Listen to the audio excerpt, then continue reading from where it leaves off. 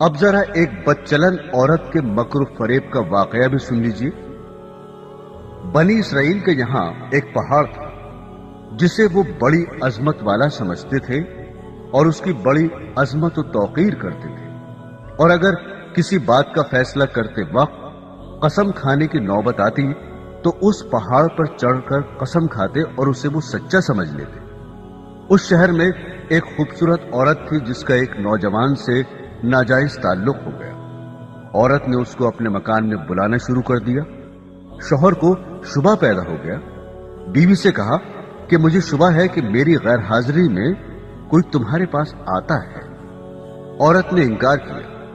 شوہر نے کہا اگر تو سچی ہے تو پہاڑ پر چڑھ کر قسم کھا لے کہ تیرا کسی سے ناجائز تعلق نہیں ہے۔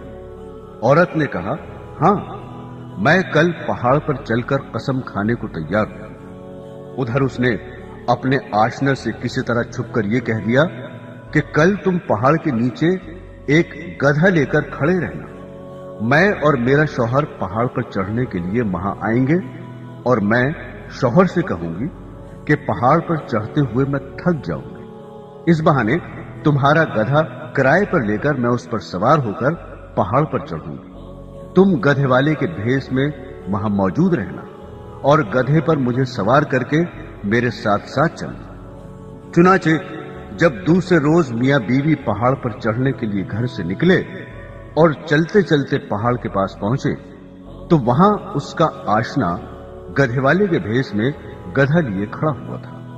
عورت نے شوہر سے کہا چلتے چلتے میں تھک گئی ہوں، مجھے یہ گدھا کرائے پر سواری کے لیے دو۔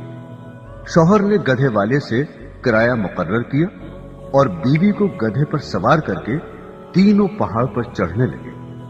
جب وہ جگہ آئی جہاں لوگ قسمیں کھاتے تھے تو اس مکار عورت نے اپنے آپ کو گدھے سے نیچے گرا دیا اور اس گرنے میں اپنی رانے وغیرہ قابل سطر بدن بھی ننگا کر دیا اور ایسی صورت پیدا کر دکھائی کہ شوہر نے یہی سمجھا کہ گدھے سے اتفاقاً گر گئی اور گرتے ہوئے اتفاقاً ننگی ہو گئی ہے۔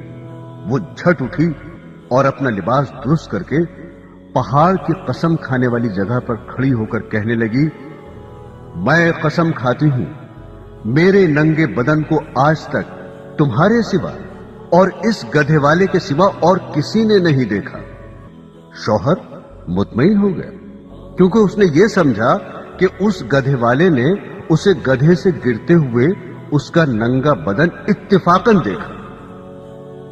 تو دیکھا آپ نے، عورت جب مکر و فریب پر آ جائے تو ایسی چالاکیاں دکھا کر شوہر کو بے وقوف بنا دیتی ہے، لیکن یہ پتہ نہیں کہ آج یہ گناہ کسی مکر و فریب سے چھپا بھی لیا اور کسی کو پتہ بھی نہ چلا تو کل قیامت میں یہ بات نہیں چھپے گی، اس لیے کہ اللہ کو سب کچھ معلوم ہے۔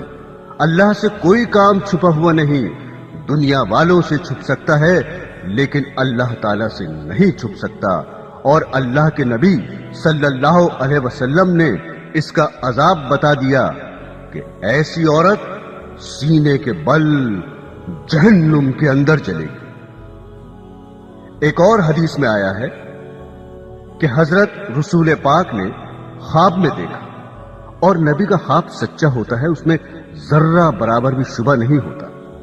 آپ صلی اللہ علیہ وسلم نے یہ دیکھا کہ ایک تنگ تنور ہے، اس میں کچھ مرد اور عورتوں کو عذاب دیا جا رہا ہے جو آگ کے شعلوں کے ساتھ اوپر آ جاتے ہیں اور تندور کے منہ تک آ جاتے ہیں۔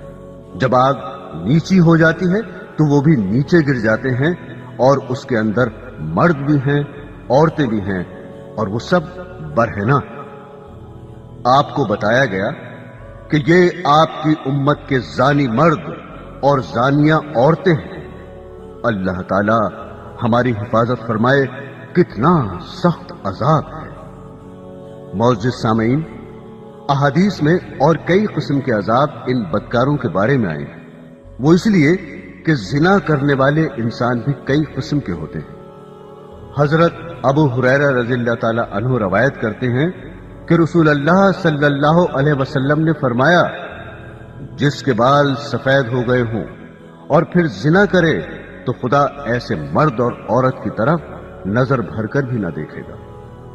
ایک اور حدیث میں ہے، آپ صلی اللہ علیہ وسلم نے فرمایا، بوڑھا زناکار اور بوڑھی زانیہ جنت میں نہ جائیں گے، قیامت میں خدا ان کی طرف دیکھنا بھی پسند نہیں کرے گا اور ان کو دردناک عذاب ہوگا۔ سرکار دو عالم صلی اللہ علیہ وسلم کا ارشاد ہے، خدا کی قسم، جب کوئی شخص کسی غیر محرم کے ساتھ خلوت میں جمع ہوتا ہے تو شیطان اس کے ساتھ ساتھ داخل ہوتا ہے۔